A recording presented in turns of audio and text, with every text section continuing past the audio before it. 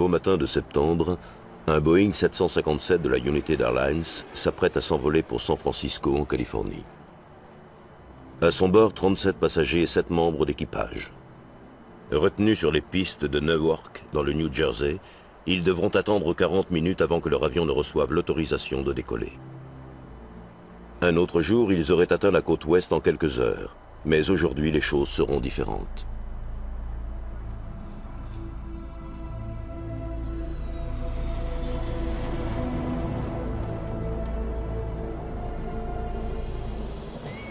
Nous avons une bombe! Restez calme! Nous prenons le contrôle de l'appareil!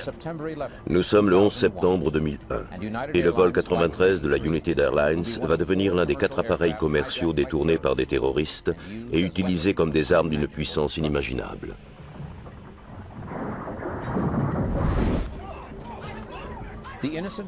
Les passagers et les membres d'équipage, des gens ordinaires et d'horizons très variés, vont devoir prendre une terrible décision et auront très peu de temps pour agir.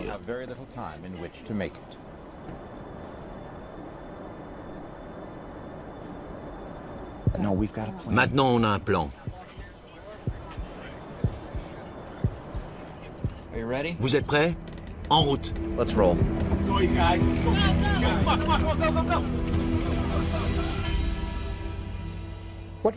Que s'est-il réellement passé à bord du vol 93? Qu'est-ce qui a conduit les passagers et l'équipage à prendre une décision aussi difficile? Et comment des gens ordinaires en apparence sont-ils devenus des héros aussi extraordinaires? Avec ces 33 passagers, on avait un groupe exceptionnel. C'était comme si une main avait choisi ceux qui seraient les plus aptes à mener une insurrection contre des pirates de l'air. Parmi les 4 appareils détournés en ce matin du 11 septembre, seul un, le vol 93, n'atteindra pas sa cible. Même si plusieurs années ont passé depuis ce jour tragique, la véritable histoire des héros du vol 93 a survécu grâce aux appels que ces derniers ont donnés à leurs proches ou à d'autres personnes au sol. Quels précieux renseignements transmis au cours de ces conversations pourraient nous permettre de comprendre ce qui s'est passé à bord? Qu'ont-ils ressenti au moment où ils ont décidé de se rebeller contre leurs ravisseurs? L'Amérique a-t-elle évité un désastre encore plus grand grâce à leur action? Reconstituer l'histoire du vol 93 aura nécessité des années d'enquête et de recherche minutieuses. Ce n'est qu'aujourd'hui, des années après le crash, que nous pouvons lever quelques-uns des mystères de ce vol. Par exemple, combien de personnes sont mortes avant que l'avion ne s'écrase? Pourquoi les pirates de l'air ont-ils laissé leurs otages communiquer avec le sol? Comment les passagers et l'équipage ont-ils conçu un plan pour reprendre le contrôle de l'appareil?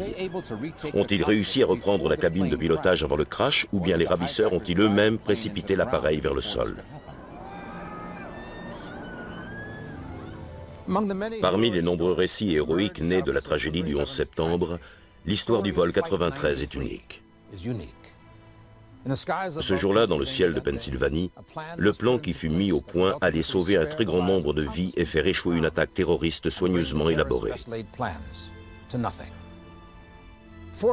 Confrontés à une situation de vie ou de mort, les passagers et l'équipage du vol 93 ont fait preuve de qualité dont nous rêvons tous. Le courage, la détermination et la volonté de se battre pour sauver des vies. Découvrons ensemble les mystères et les destins méconnus mais ô combien héroïques du vol 93.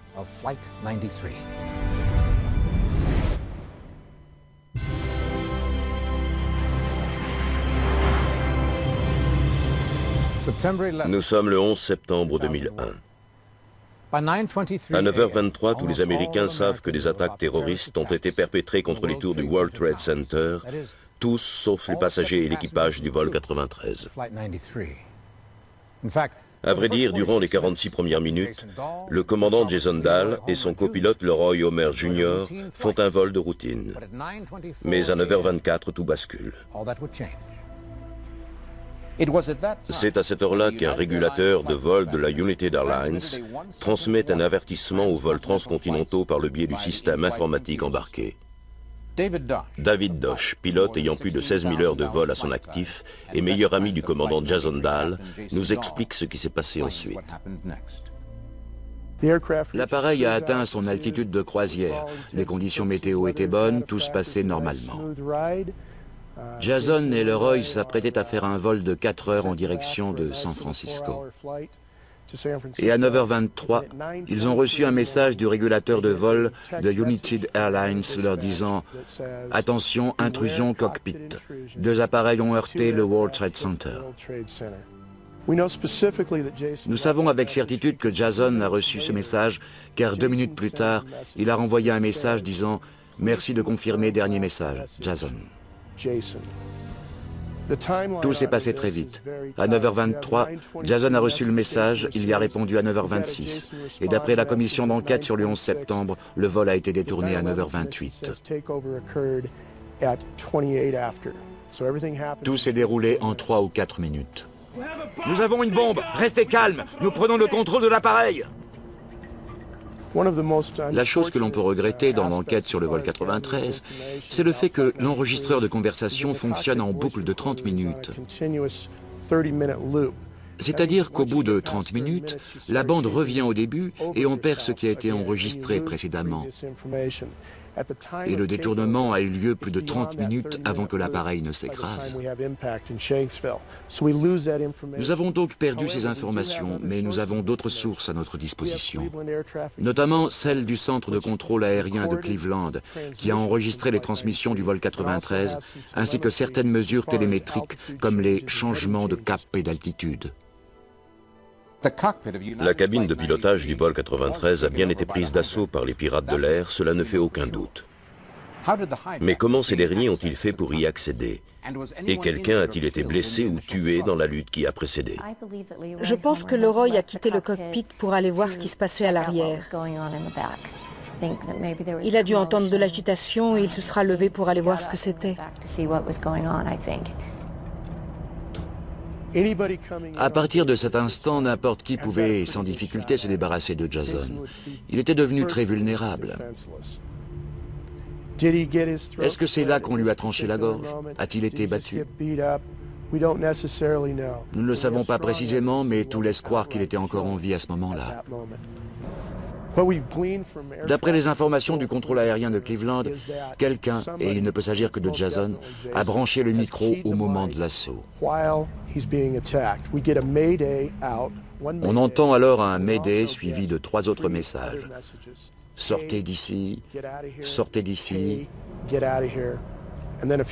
Et quelques secondes plus tard, une voix très atténuée, peut-être celle d'un homme blessé, dit « Sortez d'ici ». Après le détournement, lorsque les pirates ont investi la cabine, je ne sais pas exactement ce qui est arrivé à Jason. Je sais qu'il est resté sur son siège car on entend sa voix dans la radio. C'est lui qu'on entend dire « Mayday, Mayday » en s'adressant au contrôle aérien de Cleveland. Il demande de l'aide sur la fréquence d'urgence. Mais rien ne prouve qu'à un moment, il ait quitté la cabine. Il a dû être grièvement blessé dès le début de l'assaut. Mais je ne pense pas qu'il soit mort à ce moment-là. Je pense qu'il a survécu un certain temps.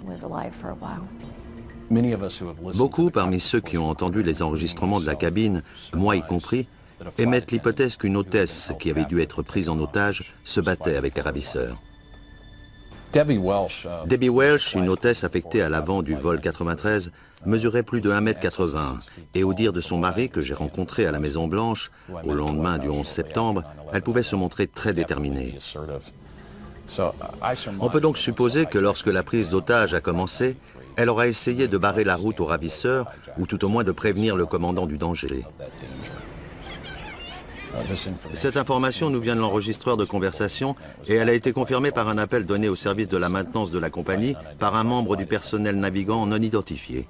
Debbie Welsh n'a peut-être pas été la seule première victime du vol 93. Quelques instants après le début du détournement, les enquêteurs pensent qu'un passager assis à l'avant de l'appareil, Mickey Rottenberg, a pu être blessé ou tué en tentant de s'opposer aux pirates de l'air. Cette hypothèse est fondée sur le premier des 4 appels passés par le passager Tom Burnett à sa femme Dina en Californie. À l'heure du premier appel, j'étais dans la cuisine. Je préparais le petit déjeuner pour nos 3 enfants. Tom m'a dit que l'avion avait été détourné et que les pirates de l'air essayaient d'entrer dans le cockpit. Il m'a dit qu'ils avaient déjà poignardé un homme et que c'était un passager. Il m'a demandé de prévenir les autorités. Il m'a donné les informations du vol et il a raccroché. Après son premier appel, j'ai commencé à feuilleter l'annuaire pour essayer de trouver quelqu'un à contacter dans le cas d'un détournement. J'étais abasourdie et terrifiée. L'importance de ce premier appel de Tom Burnett tient au fait qu'ils disent que son avion a été détourné, que les pirates de l'air ont dit qu'ils avaient une bombe et que le passager assis à sa droite a été poignardé et semble mort. L'enquête sur le vol 93 a montré que ce jour-là, tous les passagers placés à l'avant de l'appareil ont passé les appels, sauf un, Mickey Rottenberg, qui était assis au siège 5B, juste devant l'un des terroristes.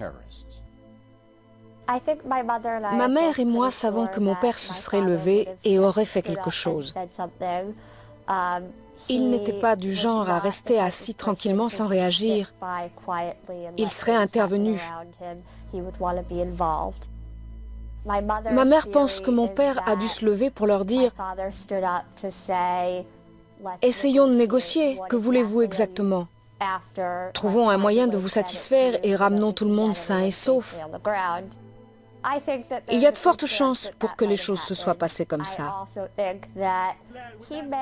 Mais il est possible aussi qu'il se soit levé pour dire « Écoutez, je me trouvais juste derrière ce type au contrôle de sécurité et je doute qu'il ait pu introduire une bombe dans l'avion. » Pas forcément pour s'opposer aux ravisseurs, mais seulement pour dire aux autres passagers « Ce n'est pas parce qu'ils disent qu'ils ont une bombe qu'il y a réellement une bombe à bord de l'avion. » Connaissant le caractère de mon père, il n'aurait pas pu rester assis à son siège sans rien dire.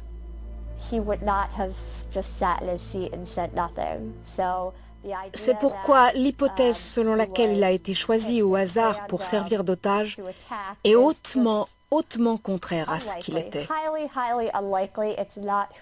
Il aurait dit quelque chose. Il ne se serait jamais laissé faire.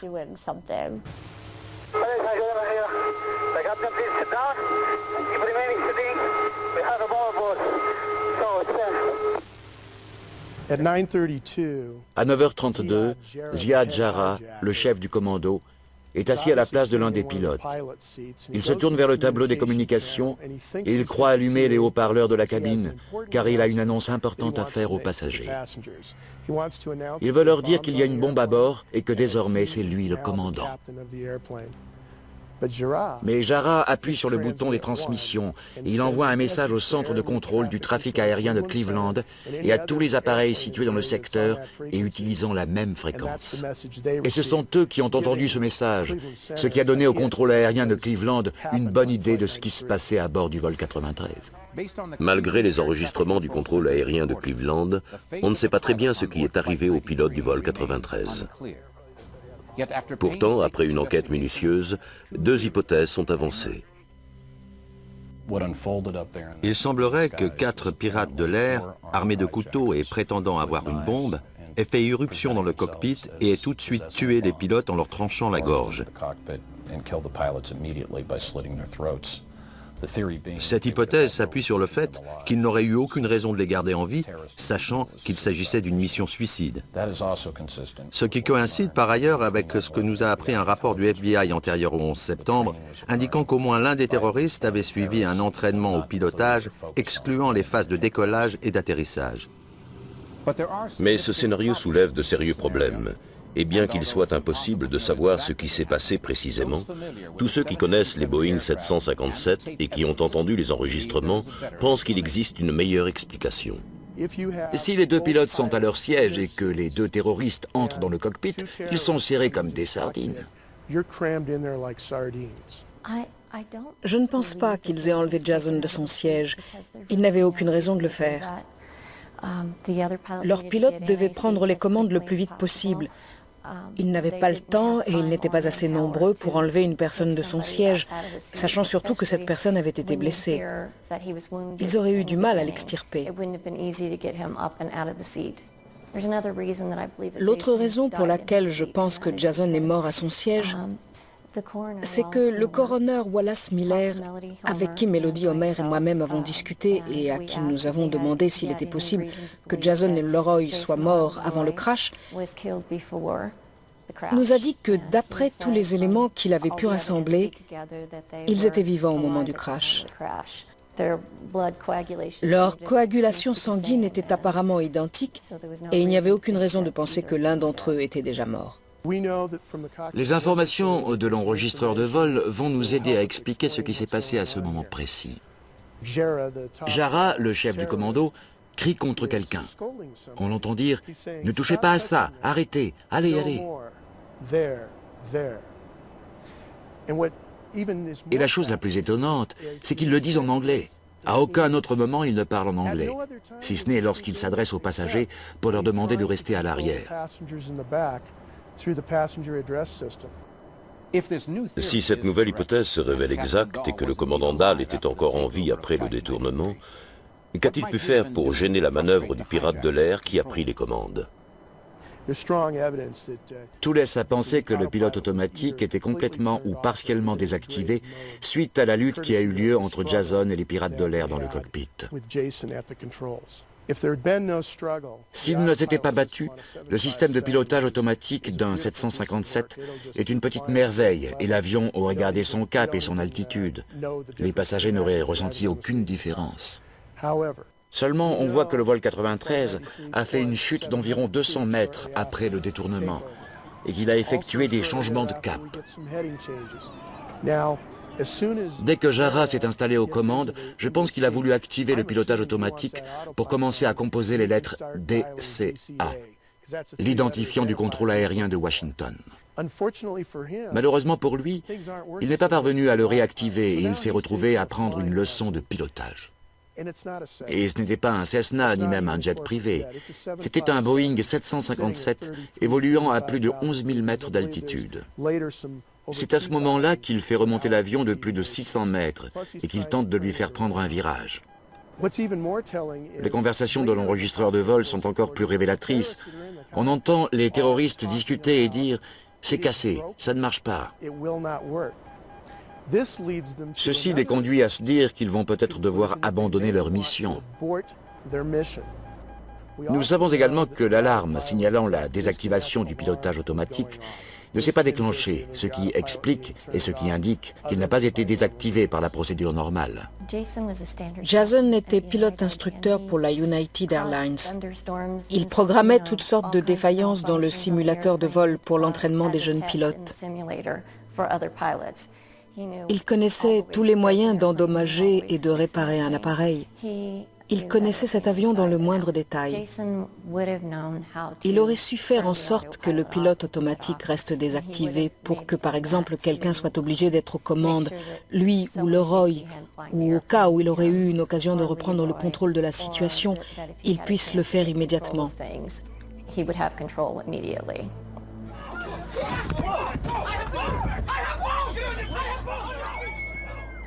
Tandis que dans le cockpit se déroule le tragique détournement du vol 93, les passagers et les membres d'équipage encore en vie se retrouvent confrontés à une angoissante réalité. Lisa Jefferson, responsable du service client de GTE Verizon, a reçu un appel passé par l'un des passagers du vol maudit. Il s'appelait Todd Beamer. Il m'a dit que 3 hommes avaient détourné l'avion, 2 armés de couteaux et un avec un ceinturon d'explosifs fixé à sa taille par une lanière rouge. Ceux qui avaient les couteaux s'étaient enfermés dans le cockpit. Ils avaient ordonné à tout le monde de s'asseoir car les hôtesses étaient restées debout. L'une d'entre elles était venue s'asseoir à côté de lui. Selon Todd Beamer, les pirates de l'air ont ensuite tiré le rideau séparant les 6 premiers rangs de l'avion du reste de la cabine. Beamer dit à Lisa Jefferson qu'il ne voit pas exactement ce qui se passe, mais qu'apparemment 2 personnes gisent sur le sol dans la cabine de première classe. Il ne peut pas dire si elles sont vivantes ou mortes. L'hôtesse assise à côté de lui n'en est pas certaine, mais d'après elle, il se pourrait que ce soit le pilote et le copilote. Nous savons que Mickey Rothenberg, l'un des passagers, a probablement été tué dans les premières minutes du détournement. Nous savons également que Deborah Welch, la chef de cabine, avait dû agacer les pirates de l'air. probablement après avoir essayé de porter secours au pilote. On entend sa voix dans l'enregistreur de conversation. On l'entend être violentée et probablement tuée. Deborah mesurait 1,80 m. Elle avait les cheveux courts et elle portait toujours un pantalon et un chemisier. On pouvait facilement la confondre avec un pilote car leur uniforme était quasiment identique, à l'exception peut-être des épaulettes et de quelques autres détails. C'est pourquoi je pense que c'est elle que l'hôtesse a dû voir.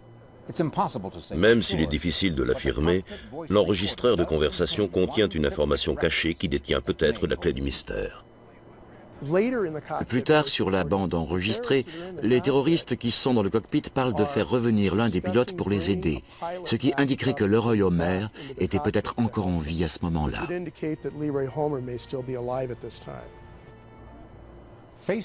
Face aux intentions de dangereux pirates de l'air et à la possibilité qu'une bombe se trouve à bord de l'avion, les passagers et les membres d'équipage auraient pu choisir la voie de la prudence. Les procédures des compagnies aériennes auraient voulu qu'ils se plient aux exigences des pirates de l'air en restant assis à leur place et en gardant le silence. Avant le 11 septembre, les équipages, pilotes et hôtesses étaient entraînés à offrir une résistance passive. Il ne s'agit pas forcément d'obéir, mais juste de réduire la menace.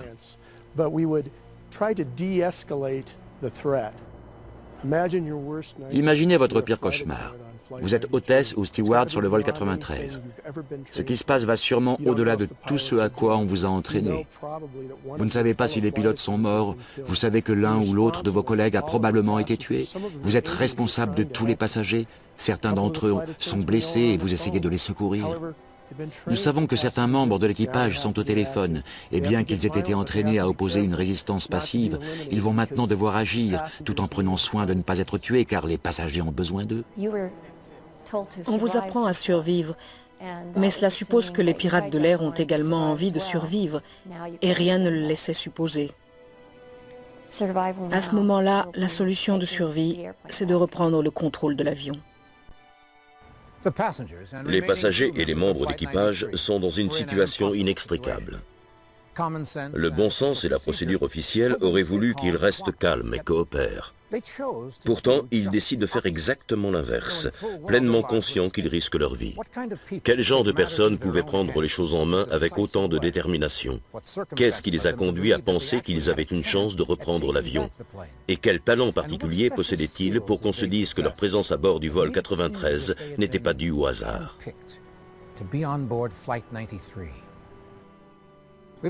Nous avons tous vécu ça, embarqués dans un avion avec des dizaines d'inconnus sans savoir avec qui on voyage et sans vraiment s'en préoccuper. Mais depuis l'histoire du vol 93, les passagers d'un avion ne peuvent plus ignorer ceux qui les entourent.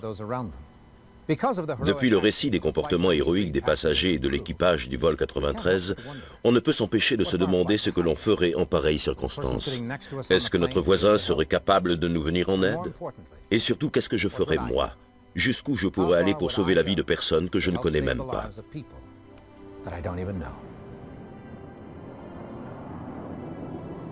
C'est à cause d'un incendie qui s'est produit le 10 septembre à l'aéroport de Newark que Jeremy Glick a pris le vol 93 le jour suivant. Liz, son épouse, se trouvait chez ses parents avec Emerson, leur petite fille de 3 mois, lorsque Jeremy l'a appelé pour lui dire que l'avion avait été détourné. Jeremy Glick mesurait au moins 1,80 m et il pesait plus de 100 kg. Il avait été champion de lutte à l'université et champion de judo au niveau national. Il était entraîné au combat depuis l'enfance. Au lendemain du 11 septembre, Jeremy Glick a reçu une attention considérable de la part des médias pour le rôle qu'il a tenu dans la révolte du vol 93. Mais à y regarder de plus près, on découvre que de nombreux passagers et membres d'équipage possédaient soit des compétences particulières, soit un courage hors du commun qui se sont révélés utiles. Jeremy Glick est rejoint à l'arrière de l'appareil par Louis Nake, mieux connu par sa famille sous le nom de Joey. Il était extrêmement généreux. C'est assez difficile à expliquer. C'était quelqu'un qui pouvait vous donner un torticolis tellement il vous aurait serré fort dans ses bras. Au premier abord, il paraissait un peu soupe au lait, mais une fois qu'il vous connaissait, il pouvait vous murmurer à l'oreille combien il vous aimait pour que vous soyez le seul à l'entendre. C'est un aspect de sa personnalité que très peu de gens connaissaient. La famille était sa priorité, tout le reste passait après. C'était un grand athlète et un fabuleux joueur de baseball. Et dès l'âge de 13 ou 14 ans, il s'était mis à la musculation et il en faisait régulièrement. J'ai beaucoup de chance d'avoir eu un grand frère comme lui. Et en grandissant, j'ai toujours essayé de lui ressembler. Avec son physique d'athlète et le S de Superman tatoué sur le bras, les enquêteurs pensent que Nake a pu jouer un rôle déterminant dans la révolte. À l'arrière de la cabine se trouvait également Richard Guadagno. Responsable d'une réserve naturelle dans le nord de la Californie, Richard était un officier de l'État ayant reçu le même entraînement au combat que les policiers de la brigade des stupéfiants et des douanes. Il croyait fermement en la loi. Un jour, je me rappelle être allé le chercher à l'aéroport. Et sur le chemin du retour, je lui ai dit que je venais de recevoir une contravention, qui bien sûr n'était pas méritée. C'est ce qu'on dit toujours dans ces cas-là. Et j'avais un peu protesté devant le policier. Et Richard m'a dit, « Cette contravention, tu l'as méritée, alors tu la paies. » Autant vous dire qu'on ne s'est pas dit grand-chose pendant le reste du voyage. Ça, c'était notre Richard. Avec ces 33 passagers, on avait un groupe exceptionnel. C'était comme si une main avait choisi ceux qui seraient les plus aptes à mener une insurrection contre des pirates de l'air. Bill Cashman et Joe Driscoll étaient partis faire une randonnée dans le parc national de Yosemite. Cashman était un ancien parachutiste du 101e régiment aéroporté et un ancien ouvrier métallurgiste ayant participé à la construction du World Trade Center. Son ami Joe Driscoll avait servi dans la Navy pendant la guerre de Corée et s'était illustré comme coureur de fond dans les compétitions d'athlétisme. Et malgré ses 70 ans, il faisait encore de longues randonnées. Il y avait même un médecin des urgences à bord, Lorraine Grandcola. Le flegme était l'un de ses traits de caractère. Elle avait mis une petite phrase sur la porte de son réfrigérateur qui résumait bien sa philosophie de vie. C'était « Vis, meurs, mais occupe-toi ». Pour une telle situation, c'était un groupe exceptionnel. Et d'abord, il y avait Donald Green, un pilote vétéran, certainement capable de faire atterrir l'avion s'il en avait eu l'occasion.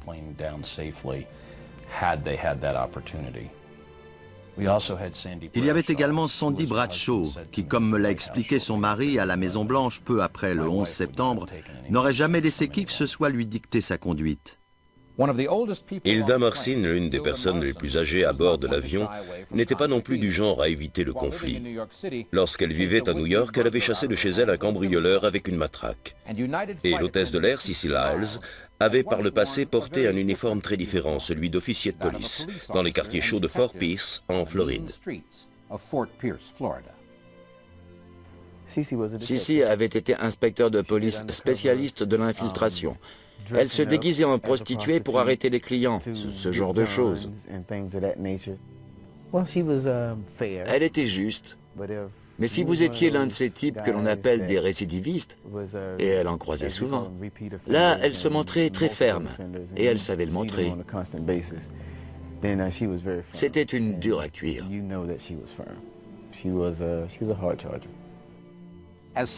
Lorsque Cissy Lyles et les autres hôtesses de l'air du vol 93 sont allés fermer les portes avant le décollage, le passager Mark Bingham a forcément attiré leur attention. C'était le dernier passager à avoir embarqué. Il était arrivé à l'aéroport avec beaucoup de retard. Je pense qu'il avait hérité ce trait de caractère de sa mère. Il a passé les contrôles de sécurité à toute vitesse et je sais qu'il a embarqué très rapidement. Je crois même qu'ils ont dû rouvrir les portes. Mark était un petit garçon fabuleux. Plutôt frêle et maladroit dans son enfance, il était devenu un jeune homme robuste et plein d'assurance. Je pense que c'était dû en grande partie à son entrée dans l'équipe de rugby du lycée de Los Galos. C'est là que je l'ai vu s'épanouir et devenir un grand athlète. Une très mauvaise expérience lui était arrivée au cours d'une tournée avec son équipe dans les îles Fidji et en Nouvelle-Zélande. et il avait fini par être interdit de séjour dans toute la Nouvelle-Zélande. Il avait dû se bagarrer à l'aéroport. J'aurais sûrement préféré ne pas le savoir, mais quoi qu'il en soit, c'était un gentil garçon. Il avait un caractère très calme, très posé, mais il n'était pas du genre à reculer devant l'adversaire. Tom a pris le vol 93 pour se rendre à un rendez-vous d'affaires à New York. Il était allé à son rendez-vous le lundi et il repartait par le vol 93 le mardi matin. Il pesait un peu plus de 100 kilos et il mesurait plus de 1,80 m. Il était très sportif. Au lycée, c'était la star du football et il avait continué à jouer à l'université. Mais en ce 11 septembre, c'est l'intelligence de Tom Burnett plus que ses capacités physiques qui l'auront certainement le plus aidé. Il avait un QI très élevé, et dans sa carrière de directeur commercial, il était devenu un spécialiste dans l'élaboration et la mise en œuvre de stratégies. Tom travaillait pour Toratech Corporation à Pleasanton, en Californie. C'est une société qui fabrique des dispositifs d'assistance ventriculaire pour les personnes ayant besoin d'une transplantation cardiaque. Tous les jours, Tom se rendait au travail en sachant que son métier était pour quelqu'un une question de vie ou de mort. Tom était aussi un lecteur insatiable et son sujet préféré était l'histoire des États-Unis. Il s'intéressait particulièrement aux généraux et à leur stratégie. Il avait lu récemment un ouvrage sur la guerre de sécession et il avait été fasciné par le général Nathan Bedford Forrest. Et il parlait souvent de cet épisode au cours duquel le général Forrest avait été encerclé et avait perdu la plupart de ses hommes. Mais au lieu de se rendre, il avait attaqué l'ennemi et avait réussi à retourner la situation et à en sortir vainqueur. On dit souvent que c'est dans l'adversité que l'on découvre sa véritable personnalité. Dans le cas du vol 93, les passagers et les membres d'équipage ont fait face à un ennemi terrifiant et ont trouvé en eux-mêmes une force et un courage qu'ils n'avaient jamais soupçonnés. Tom a appelé une deuxième fois. Là, il m'a dit que les pirates de l'air se trouvaient dans le cockpit. Je lui ai dit que 2 avions avaient percuté le World Trade Center et que d'autres détournements étaient en train de se dérouler sur la côte Est. Il avait l'air très soucieux et il a commencé à me poser des questions. Qui était impliqué? Combien d'avions? Combien de personnes? Que voulaient les ravisseurs? J'ai répondu à ces questions du mieux possible d'après ce que j'entendais à la télévision. Et il a compris bien plus rapidement que moi. Il m'a dit « Oh mon Dieu, c'est une mission suicide ». Ensuite, il m'a dit qu'il me rappellerait. Après son deuxième appel, j'ai vu qu'un 3e avion s'était écrasé sur le Pentagone et j'ai eu très peur que ce soit son avion.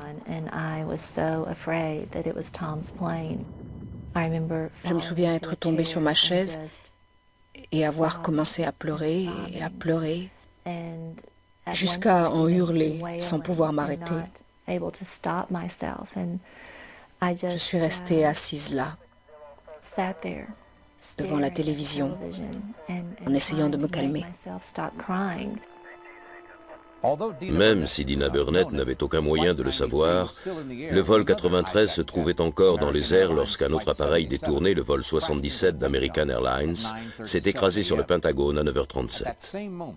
À cet instant, Mark Bingham était en ligne avec sa mère, Alice Oglan. Lorsqu'il m'a appelé, il m'a dit « Maman, c'est Mark. Je veux juste te dire que je t'aime. Je suis dans le vol Newark-San Francisco et il y a 3 hommes qui ont détourné l'avion et qui disent avoir une bombe. Tu me crois, maman, n'est-ce pas ?» J'ai répondu « Oui, Mark, je te crois. Qui sont ces hommes ?» Et là, il y a eu un silence, comme s'il avait posé le téléphone au milieu d'une réunion. À cet instant, tout semblait calme dans l'avion. Et puis, nous avons été coupés. Moins de 10 minutes après le début du détournement, tous les passagers ont été conduits à l'arrière de l'appareil où ils étaient apparemment libres de téléphoner. Les informations ont alors commencé à affluer.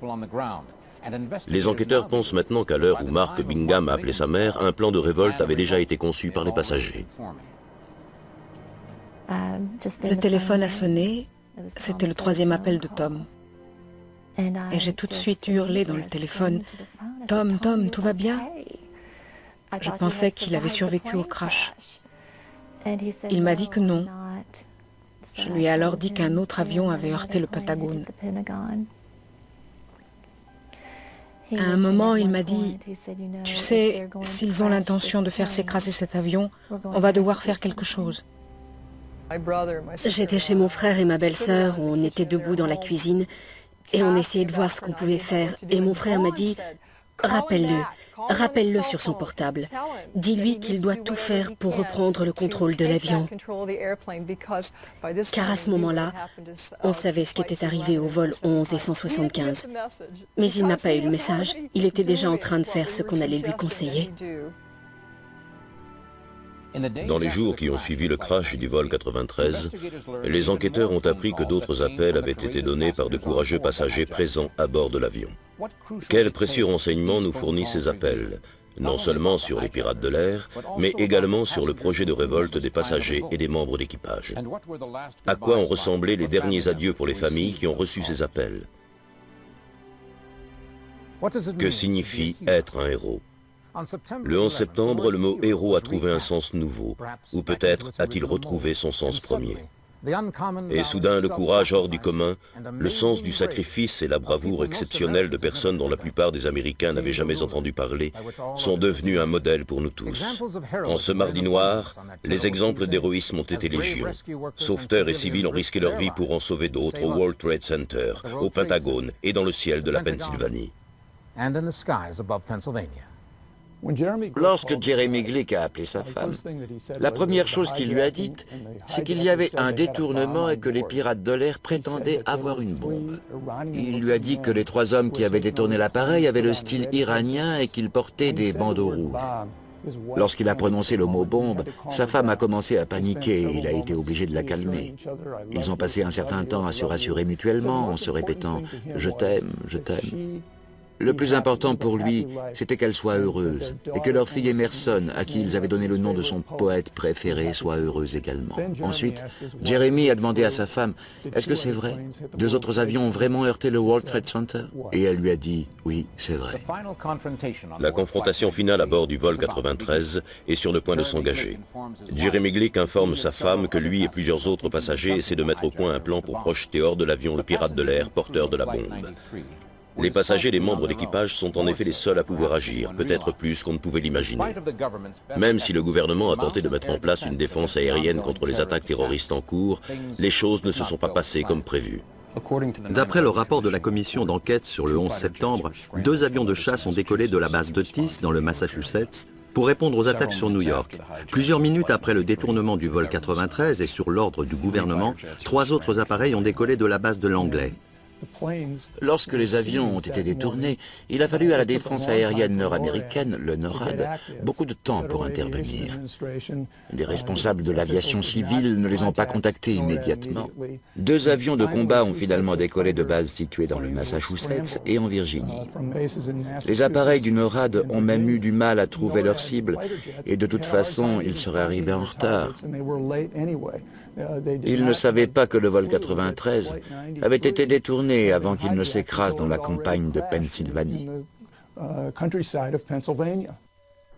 Comme aucun appareil ne se trouvait dans la région de Washington lorsque le vol 77 s'est écrasé sur le Pentagone, ces 2 avions ont reçu l'ordre de se diriger vers la capitale le plus vite possible. Et étaient-ils alors en position d'intercepter le vol 93?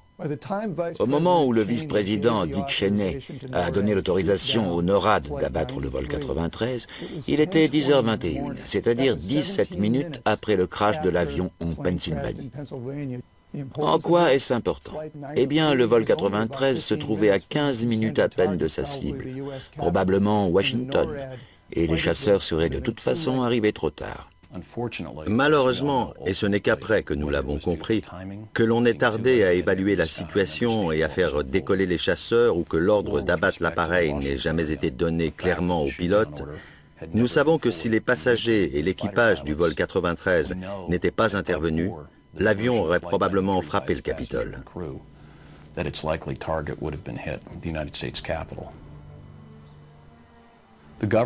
Le gouvernement, à partir des conclusions de la commission d'enquête sur le 11 septembre, est convaincu que la Maison-Blanche ou le Capitole étaient en effet des cibles du vol 93. Cependant, Zacarias Moussaoui, le seul conspirateur inculpé aux États-Unis, a déclaré au cours de son procès qu'il était censé prendre pour cible la Maison-Blanche avec un appareil qui n'a jamais été détourné.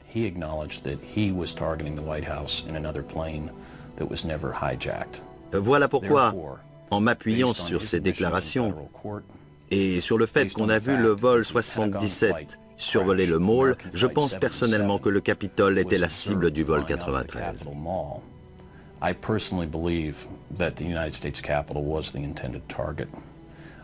Je pense que les pirates de l'air du vol 77, qui s'est écrasé sur le Pentagone, ont survolé le Mall pour jubiler, pour apercevoir le Capitole qu'ils croyaient déjà en flammes. Mais grâce à l'intervention des passagers du vol 93, cela ne s'est jamais produit. Le plus sinistre message qui aurait pu être envoyé au monde entier en ce 11 septembre aurait été l'image du Capitole en feu, le plus grand symbole des États-Unis et du monde libre et démocratique. Le 11 septembre aurait été une journée encore bien plus sombre. C'est une chose à laquelle peu de gens ont pensé. Si le plan des terroristes s'était déroulé comme prévu, quelle catastrophe encore plus grande aurions-nous pu endurer? Les héros du vol 93 n'avaient aucun moyen de savoir si leurs efforts seraient utiles, et ils ont pourtant refusé de se soumettre. Qu'ont ressenti les passagers lorsqu'ils ont décidé de prendre en main leur destin? Depuis ce jour, les images de cette tragédie et les exemples de courage ont marqué nos esprits pour toujours. Les héros de cette journée exerçaient des professions très diverses. Pompiers, policiers, médecins des urgences, cadres, gardiens, militaires. Leurs actes de bravoure, qu'ils aient eu lieu à Washington, à New York ou dans le ciel de la Pennsylvanie, sont devenus objets de légende. En se rebellant contre leurs ravisseurs, il ne fait aucun doute que les passagers du vol 93 se sont battus pour sauver leur vie et celle d'autres personnes au sol. Mais il reste une question. De quoi nous ont-ils sauvés exactement? D'après les dépositions de terroristes arrêtés après le 11 septembre, les cibles possibles du vol 93 incluaient un nombre de sites qui, s'ils avaient été touchés, auraient engendré un terrible désastre, aussi bien physique qu'émotionnel, financier ou humain. Lorsque les autorités ont arrêté il y a quelques années Khaled Sheikh Mohammed, le cerveau présumé du 11 septembre, nombre de questions ont trouvé leur réponse.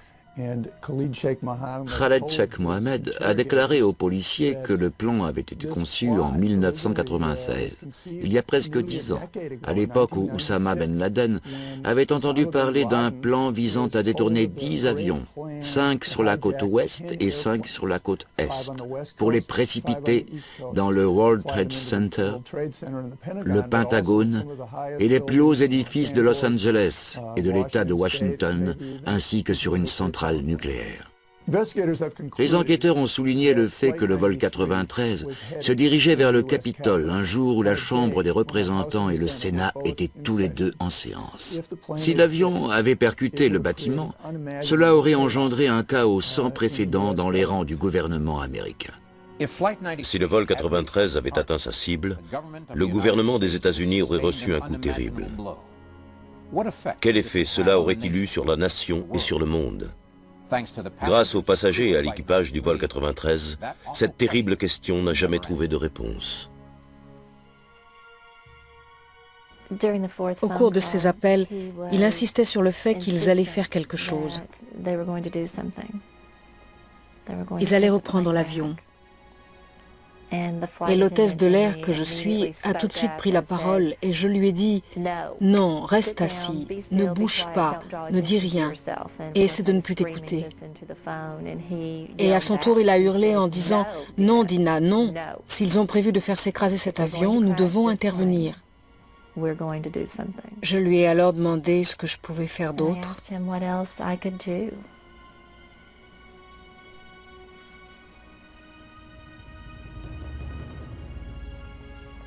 Il m'a dit « Prie, Dina, prie ». Et je lui ai dit « Mais je ne fais que ça ».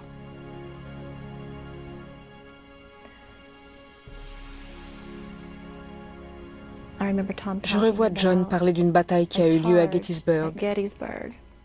Les soldats avaient écrit des petits mots à leurs épouses ou à leurs bien-aimés et ils les avaient cloués aux arbres. Puis ils s'étaient mis en marche tout en sachant qu'ils allaient mourir. Je me souviens que John me parlait souvent de cette histoire et il se demandait s'il aurait eu le courage de faire pareil, de suivre les ordres, de faire tout ce qu'il y avait à faire.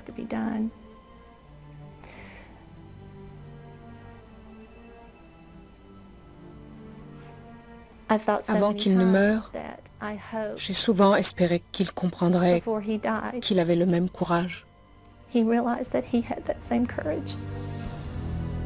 Un courage exceptionnel. Voilà ce qui semblait être le point commun entre les passagers et l'équipage du vol 93. Mais les familles de ceux qui ont perdu la vie pensent que ce jour-là, leurs proches n'imaginaient pas sacrifier leur vie. Je doute fort qu'au moment où ils se sont rebellés, ils savaient qu'ils allaient mourir. Avec le recul, je suis persuadé que tout ce qu'ils voulaient, c'était rentrer chez eux et dîner en famille ou sortir. Je pense que c'était leur motivation, ni plus ni moins.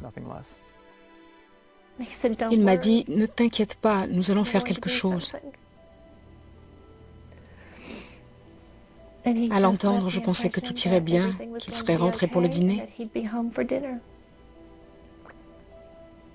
Et c'est ce que j'ai cru. L'informaticien Todd Beamer avait une famille qu'il souhaitait également retrouver. Beamer a essayé d'appeler sa femme depuis le vol 93, mais l'appel n'a pas abouti. Et il s'est retrouvé en ligne avec une opératrice au sol, Lisa Jefferson. Peu après le début de l'appel, l'avion a pris un virage très serré pour mettre le cap au nord, ce qui a conduit un mari et un père de 3 petits garçons à faire une demande un peu particulière. Et il voulait que je récite avec lui le Notre Père. Et c'est ce qu'il a fait. Il a récité le Notre Père du début à la fin. Ensuite, il m'a dit, au cas où je ne m'en sortirais pas, voudriez-vous me rendre un service et appeler ma femme et mes enfants pour leur dire combien je les aime.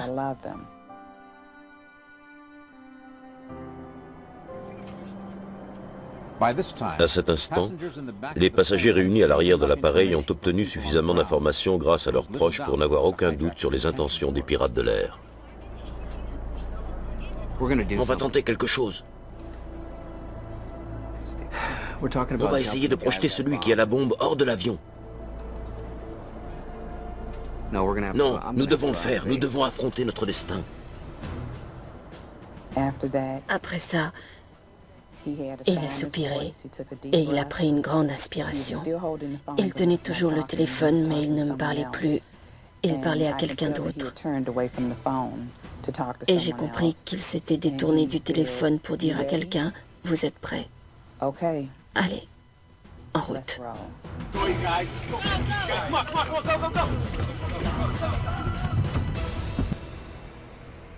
C'est un scénario effrayant à imaginer. Des terroristes détournant un avion rempli d'otages innocents. Leur but ? Tuer autant de personnes que possible pour blesser l'Amérique comme elle ne l'a jamais été auparavant.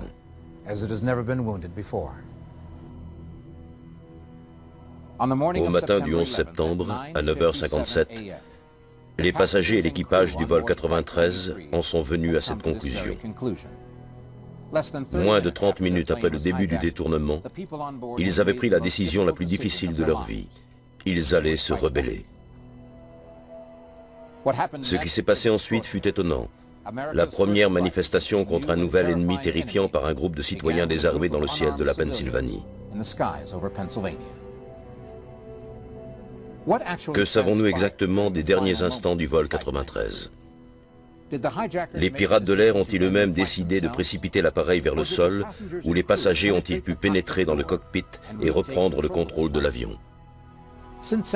Depuis le 11 septembre, les familles des victimes n'ont eu de cesse de poser ces questions.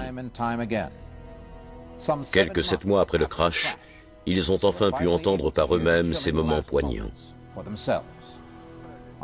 Le 18 avril 2002, les familles des victimes ont été invitées dans un hôtel de Princeton, dans le New Jersey, pour écouter la bande de l'enregistreur de conversation. Une fois à l'intérieur, on leur a remis des écouteurs et projeté une transcription des conversations sur un écran vidéo.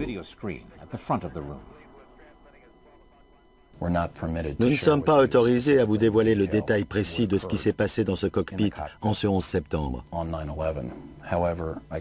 Mais je peux vous dire que cet enregistrement avait quelque chose de doux amer, et que si l'on entend d'abord l'agonie vécue par certains, on entend également la satisfaction de ne pas avoir laissé cet avion dans le ciel.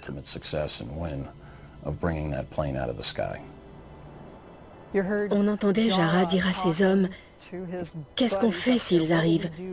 Et ensuite, c'est ce qui se passe. On entend alors le son qui augmente de plus en plus, un peu comme dans un match de football, une sorte de rumeur grandissante. Puis on distingue quelques personnes parler en anglais, disant « Attrapez-le !»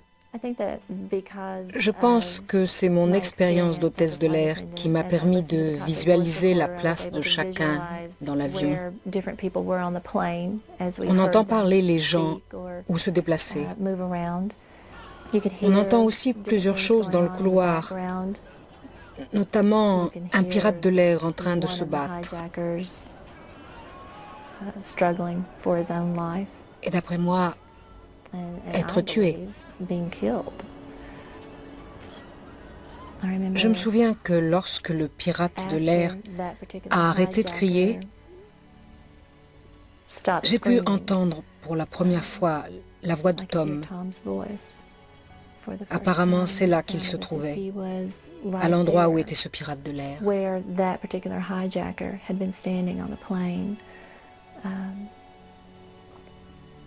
Et il y avait aussi deux autres hommes. On entend leur voix, mais on ne comprend pas très bien ce qu'ils disent. Ensuite, on entend plusieurs personnes, des hommes et des femmes, essayant d'enfoncer la porte du cockpit avec le chariot des plateaux repas.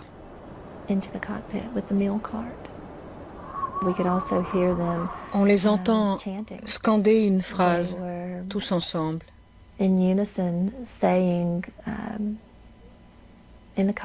Dans le cockpit où nous mourrons. Par moments, une voix se détachait, une voix masculine qui disait quelque chose que les autres répétaient.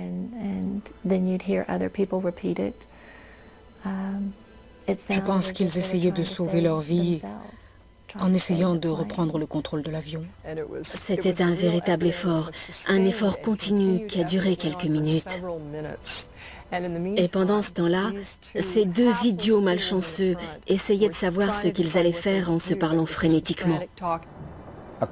D'après les témoins qui ont aperçu le vol 93 alors qu'il s'approchait du sol, l'avion a commencé à se balancer violemment.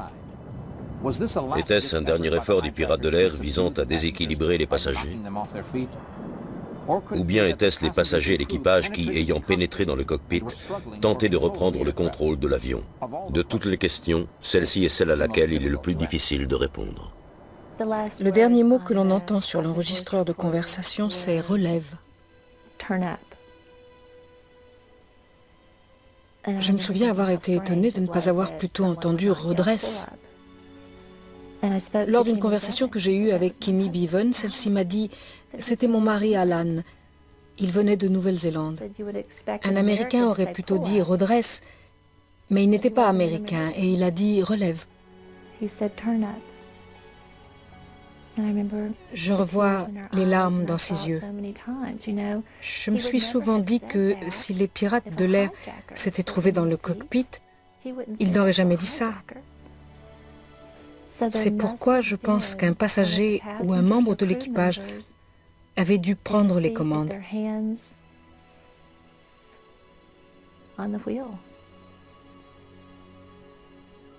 Mais ils n'ont pas eu assez de temps. Les passagers et les membres d'équipage ont-ils fait sortir les pirates de l'air du cockpit? Dans les années qui ont suivi l'accident tragique du vol 93, Les expertises médico-légales qui n'avaient jamais été rendues publiques semblent étayer cette hypothèse. Voici le texte rédigé en hommage à Richard pour son courage. Il est écrit « En hommage à son comportement héroïque au cours du détournement ». Le 20 octobre 2001, l'insigne de M. Guadagno a été retrouvé sur le site du crash à proximité des restes du cockpit. Plusieurs employés de l'Institut médico-légal du comté de Somerset ont effectué des recherches sur le site du crash le 5 novembre 2001. D'après les conclusions de l'expertise médico-légale, M. Guadagno se trouvait bien à l'avant de l'appareil au moment du crash.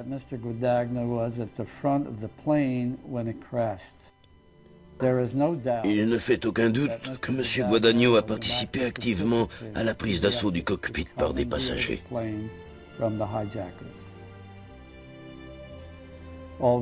Malgré l'issue tragique du vol 93, le courage de M.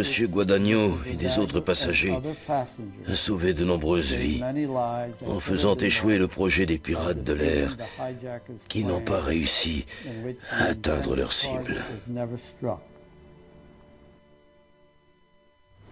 Plusieurs années ont passé depuis ce jour tragique de 2001 et malgré des milliers d'heures d'enquête et d'analyse, nombre de questions sur le vol 93 restent à ce jour sans réponse. Mais il y a certaines choses que nous savons. Le bien peut et doit vaincre le mal. Et en effet, ce jour-là, un jour très sombre pour le monde entier, il y a eu un rayon de soleil. Et ce rayon de soleil, c'est le fait que des citoyens ordinaires se soient levés pour combattre le mal.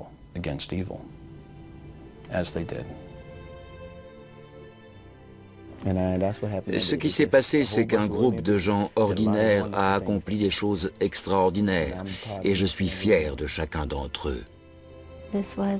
Ces personnes menaient toute une vie ordinaire. Et ce jour-là, elles ont eu un comportement qui a eu un impact sur toute la nation, qui a compris que le courage et l'intégrité étaient des valeurs importantes dans notre quotidien. Je pense que 2 ou 3 ou 4 ou 6 ou 8 ou 10 êtres humains travaillant main dans la main sont bien plus forts qu'un être humain travaillant seul. Et avec le recul, je suis heureuse que Mark ait pu partager ces derniers instants avec des gens aussi exceptionnels. Se demander qui a mené l'assaut ou qui a agi plus que les autres n'a pas de sens, car cela n'a aucune importance. Je pense que si on cherchait le mot « américain » dans le Webster's, on devrait pouvoir lire les noms des 40 personnes qui étaient à bord du vol 93.